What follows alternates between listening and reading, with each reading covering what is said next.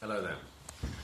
I've got this Smith & Wesson M&P 1522, a bit like the AR-15, and it's got this quad Picatinny fore end, which is a bit of a nightmare to clean. You need a special tool to remove the Picatinny rail, and it's a bit involved. So I've come up with a sort of solution for cleaning this, which I'll share with you.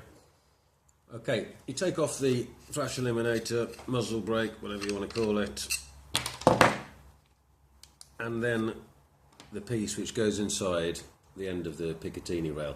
What we're trying to clean is the barrel and, you know, inside this quadrail, because it just gets full of dust, and I just wanted a simple way to clean it. What I've done, have a look here, I've just got a standard plastic pipe which I've, with a hacksaw, cut the end down.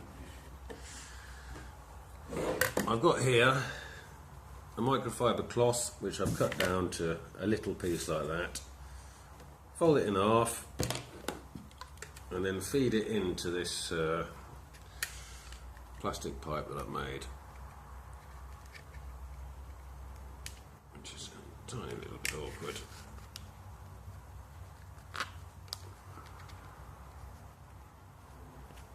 Like that. So what you've got is that you open up the end. I'll put it down a tiny bit more actually. You open up the ends. Is that fucking stopped again? No. Sorry.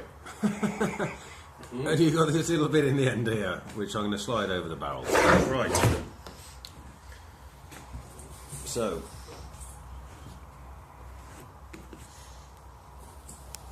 you just turn it now, so it's pushing it down. A little bit awkward, this shirt on. Slide it down. As you see there, it'll go all the way over the barrel, and it'll clean the inside of the quadrail.